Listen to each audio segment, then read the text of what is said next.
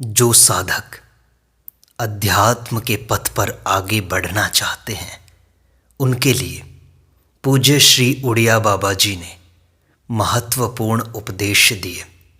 उन उपदेशों को सुनते हैं। वे कहते हैं, भगवान के नाम पर चाहे लाखों रुपए खर्च कर दो, किंतु हृदय में भाव नहीं तो परमात्मा की प्राप्ति नहीं हो सकती। उत्तम भजन की पहली श्रेणी यही है कि किसी की निंदा स्तुति न करें। चारों वेद, 6 शास्त्र और सभी पुराण यही उपदेश करते हैं कि निंदा किसी की भी ना करें।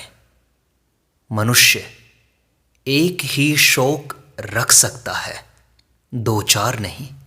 जो कई प्रकार के शौक करना चाहते हैं वे एक भी नहीं कर पाते।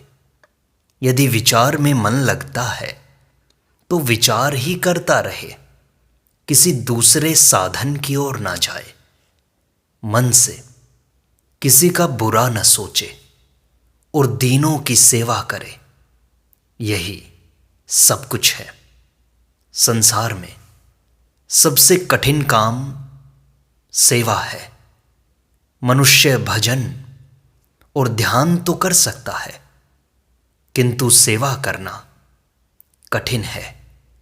सेवा तो वही कर सकता है जिस पर भगवान की अत्यंत कृपा हो। संसार के प्रवाह से बचने के 4 सेतु हैं। इनके द्वारा संसार समुद्र को सुगमता से पार किया जा सकता है। ईश्वर, गुरु और शास्त्र में श्रद्धा, क्षमा, सहनशीलता, सत्य और दान।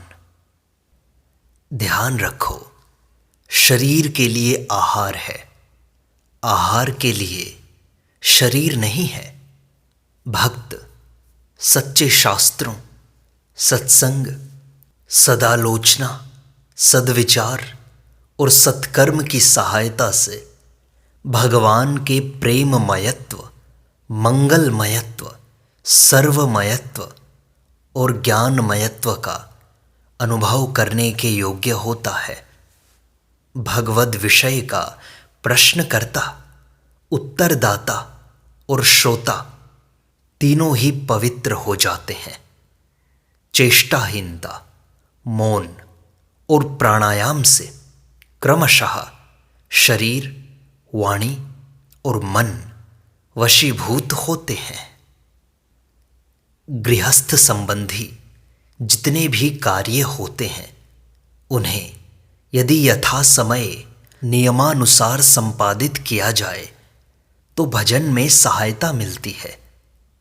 जब तक क्रोध, द्वेष, कपट, स्वार्थपरता, अभिमान और लोक निंदा का भय, ये दोष हमारे हृदय में विद्यमान रहेंगे, तब तक कठोर तप करने पर भी भक्ति लाभ करना कठिन है। सद्भाषण, सद्विचार, सद्भावना और न्याय निष्ठा को छोड़कर बाह्य आडंबर से कोई धर्मात्मा नहीं बन सकता।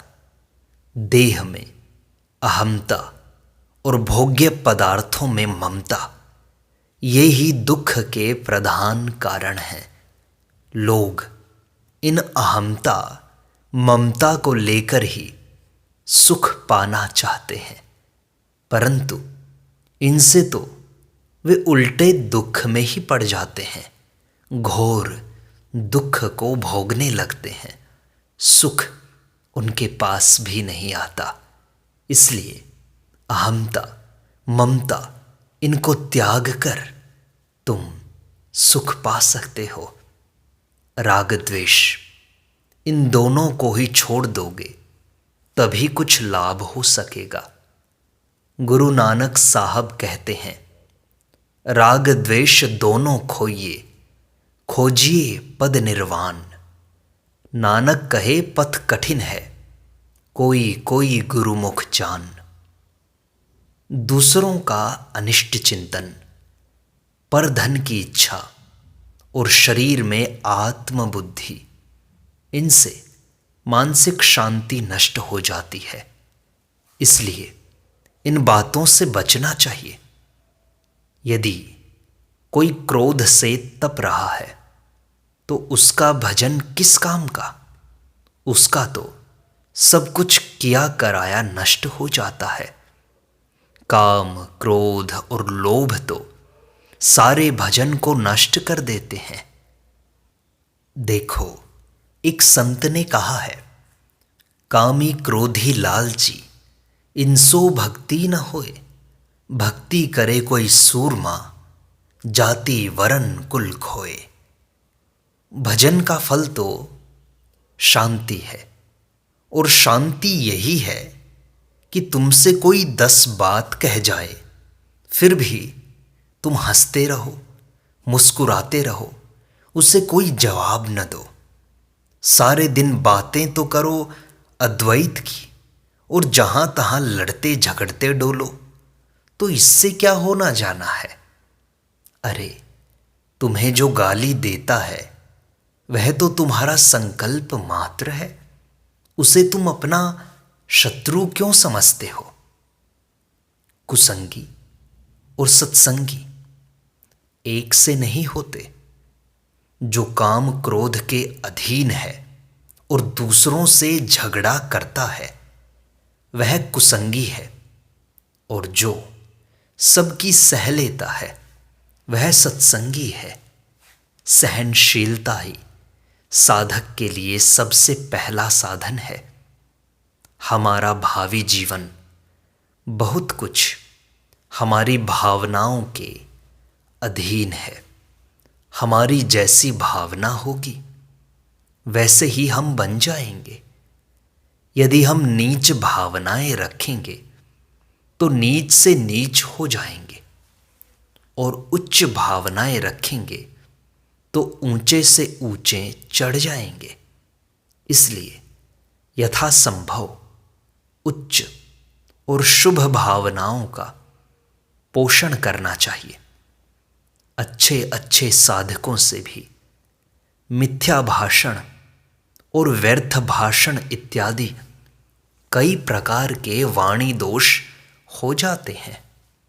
इनसे बचने के लिए मौन से बड़ी सहायता मिलती है।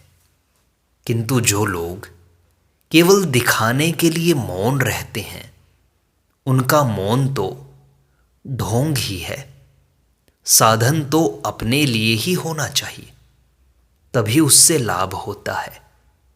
रस आस्वाद का लोभ रखकर भोजन करने से तमोगुण बढ़ता है, तथा रसना इंद्रिय वशीभूत न होने पर अन्य इंद्रियां भी वश में नहीं होती।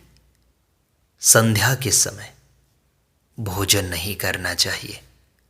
भोजन के समय भाषण नहीं करना चाहिए।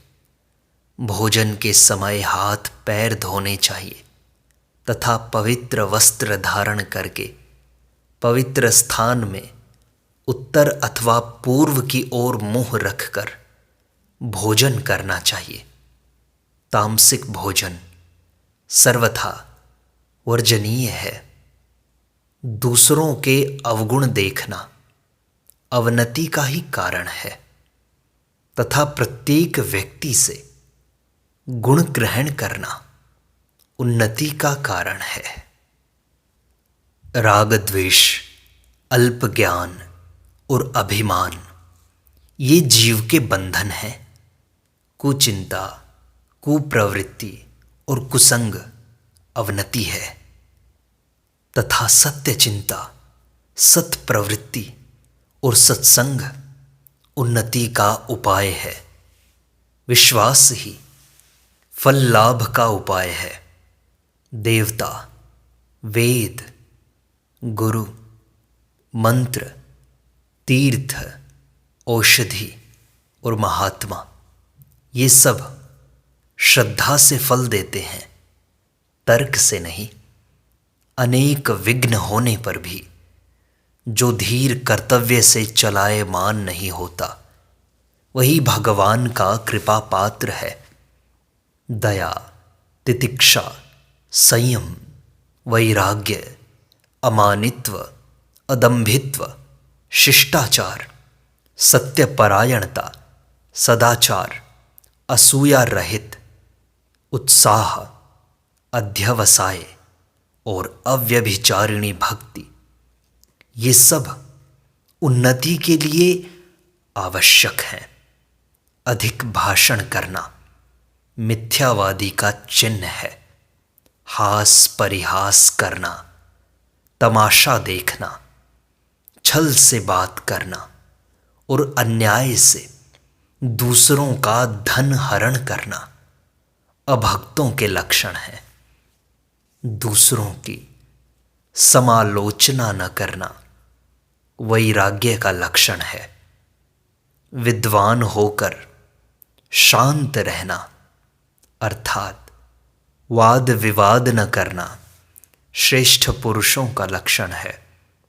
श्रद्धापूर्वक विधिवत तीर्थ भ्रमण करने से चित्त शुद्धि होती है। तीर्थों में कुभावना का उदय होने से पाप संग्रह होता है। मैं दुर्बल हूँ, मैं अपवित्र हूँ, यह मन की दुर्बलता का लक्षण है। धैर्य एवं उत्साह से कार्य में तत्पर होना पवित्र मन का लक्षण है। मन का शांत रहना ही निरोग शरीर का लक्षण है। विधर्म, परधर्म, धर्माभाव, उपधर्म और छल धर्म भी अधर्म की तरह त्यागने योग्य हैं। काम क्रोध आदि मन की तरंगे हैं। मन शांत हो जाने से ज्ञान, विज्ञान, वैराग्य और आनंद प्राप्त होते हैं। भोग्य वस्तु के साथ अधिक प्रेम होने से चित्त के नीचे जाने की संभावना है। इस बात को अच्छी तरह याद रखो। प्रीति, संतोष, प्रसन्नता, उत्साह, धैर्य, साहस और निर्भयता भगवत प्राप्ति में सहायक होते हैं। जब किसी व्रत या विचार को ग्रहण करके अनेक विघ्न होने पर भी त्यागने की सामर्थ्य न रहे तो उसी को निष्ठा समझना चाहिए। निष्ठा अनेक प्रकार की है, जैसे धर्मनिष्ठा, नियम निष्ठा, समय निष्ठा, भक्ति निष्ठा, ज्ञान निष्ठा इत्यादि। शारीरिक स्वास्थ्य से मन की शांति होती है। अति भोजन और अपथ्य भोजन सर्वथा त्याज्य है। जिस वस्तु को खाने से शरीर में रोग हो उसे सर्वथा त्याग देना चाहिए। भजन, भोजन और निद्रा प्रतिदिन नियत समय पर ही होने चाहिए। बिछोना, ओढ़ना और वासस्थान परिष्कृत रखने चाहिए, किंतु विलासिता से सर्वथा दूर रहना चाहिए। शिष्टाचार को कभी नहीं छोड़ना चाहिए। हाँ, परनिंदा का अवश्य त्याग करना चाहिए।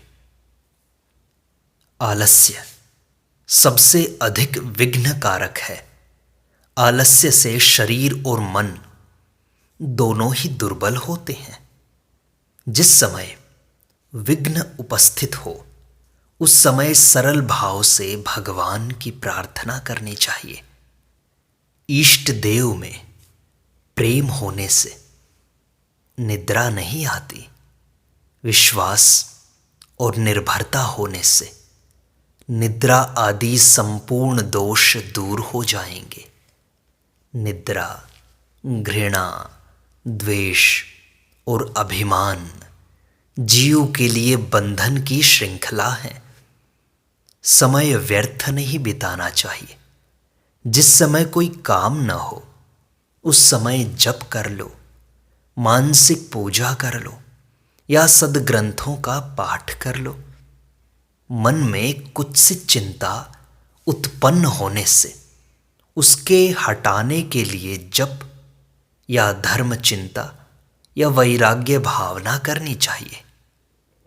मैं 4 बातें सबको बतलाता हूं।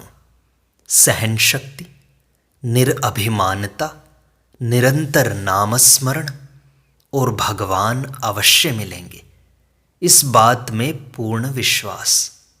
जहां इसमें संदेह हुआ कि सब गया, इन 4 बातों में जब तुम पास हो जाओगे तब समझ लो कि सब कुछ हो गया। सबको भगवत स्वरूप समझकर परोपकार करना, एकांत में भजन करना और जिनमें श्रद्धा हो ऐसे किसी महात्मा का संग करना, ये बहुत लाभदायक साधन है। कर्म और उपासना, इन दोनों के करने पर ही कोई जिज्ञासु हो सकता है और जिज्ञासा होने पर ही ज्ञान होता है। किंतु आजकल तो कर्म या उपासना किए बिना ही बहुत से लोग ज्ञानी बन बैठते हैं। भला जिन्हें जिज्ञासा ही नहीं हुई वे ज्ञानी कैसे हो सकते हैं? दुख का हेतु देह में अहंकार और स्त्री, पुत्र एवं धन आदि में ममता है।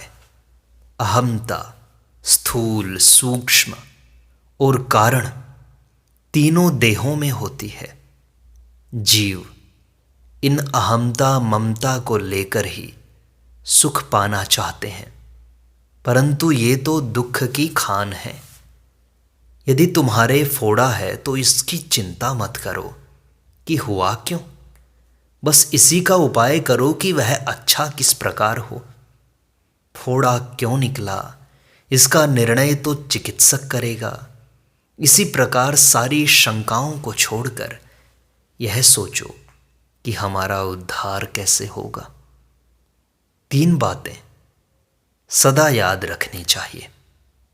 किसी से द्रव्य लेने की इच्छा न रखना, किसी की कभी भी बुराई न करना, संसारी मनुष्यों में राग न रखना।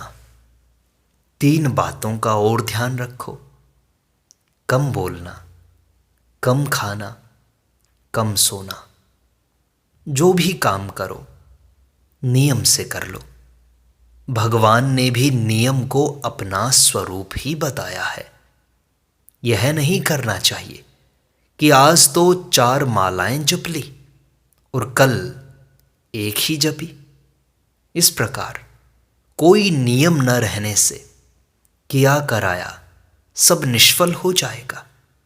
सब कुछ नियम से ही करना चाहिए। हमारे शास्त्रों में पापी का भी चिंतन करने का निषेध है, पापी को याद करने का निषेध है, क्योंकि उसे याद करने वाले में पापी के दोष आ जाते हैं। पापी का दर्शन मत करो, पापी का स्पर्श मत करो, पापी की बात मत करो, पापी का चिंतन मत करो। केवल धर्मात्मा का दर्शन करो, धर्मात्मा का स्पर्श करो, धर्मात्मा की बात करो और धर्मात्मा का ही हमेशा चिंतन करो। जब तक सत्संग, सत्शास्त्र, सद्विचार और वैराग्य नहीं होगा तब तक कुछ नहीं समझ सकते। और जब ये चारों हो जाएंगे तब अध्यात्म के मार्ग पर आरूढ़ हुए समझना खुद को। जिस चीज का शौक हमें होगा वही हमें मिलेगी। हमें तत्वज्ञानी क्यों नहीं मिलता, हमें आत्मा का ज्ञान क्यों नहीं मिलता, इसीलिए कि हमें इसका शौक नहीं है। तुम्हें यदि कोई सद उपदेश दे तो यह मत देखो कि वह स्वयं भी कुछ करता है या नहीं। तुम तो उसका उपदेश सुनो और उस पर आचरण करो। देखो, हलवाई की दुकान पर तरह तरह की मिठाइयाँ बनती हैं, परंतु बहुत से हलवाई स्वयं मिठाई नहीं खाते, तो भी दूसरे लोग तो उससे मोल लेकर खाते ही हैं। वे यह नहीं देखते कि इसने भी खाई है या नहीं। जहाँ क्रोध है वहीं कलयुग है। जहाँ सत्संग है या भजन कीर्तन है वहाँ कलयुग का काम ही क्या है। हम दृढ़ संकल्प से सब कुछ कर सकते हैं। संकल्प दृढ़ होगा तो सृष्टि के उत्पत्ति और प्रलय भी किए जा सकेंगे। ईश्वर प्राप्ति भी दृढ़ संकल्प से ही हो सकती है। 4 महीने कुछ किया, 6 महीने कुछ, इसी से काम बिगड़ जाता है। प्रत्येक साधक को इन नियमों का सर्वदा पालन करना चाहिए। यथासंभव साधु संग करता रहे। नाम जप, नाम कीर्तन, भगवत गुणगान, ये भक्ति के मुख्य साधन हैं। इन्हें नियम पूर्वक करता रहे। संसारिक चर्चा से बचता रहे। पर की निंदा ना तो सुने ना ही करे। स्वयं अमानी रहकर दूसरों को मान दे। किसी का चित्त न दुखाए। यदि कोई दूसरा दुख पहुंचाए तो स्वयं दुखी न हो तथा अपनी निंदा सुनकर कभी क्षोभ न करे। क्रोध से यथासंभव सर्वदा दूर रहे। प्रतिष्ठा को विष्ठा के समान त्याज्य समझे। सर्वदा सदाचार पूर्ण जीवन व्यतीत करे। व्यवहार में कभी दिखावट न करे। सर्वदा सरल भाव रखे। यथासंभव ब्रह्मचर्य पालन करे। प्रातःकाल नित्य प्रति ब्रह्म मुहूर्त में शय्या त्याग करे। परिमित आहार करे। जो भोजन प्रिय हो उसे यथासंभव कम खाए। सोने से पहले अपने दिन भर के आचरण का निरीक्षण करे तथा भगवान से प्रार्थना करे। संभाषण के 4 दोष हैं और 5 गुण हैं। हुक्म देने के समान बोलना, चिल्लाकर बोलना, अश्लील शब्द उच्चारण करना और कटु भाषण, ये 4 दोष हैं। तथा हित, मित, शांत, मधुर और प्रिय भाषण करना, ये 5 गुण हैं। श्रद्धा, तत्परता और जितेंद्रियता, इन 3 के बिना ज्ञान या भक्ति कुछ भी प्राप्त नहीं हो सकते।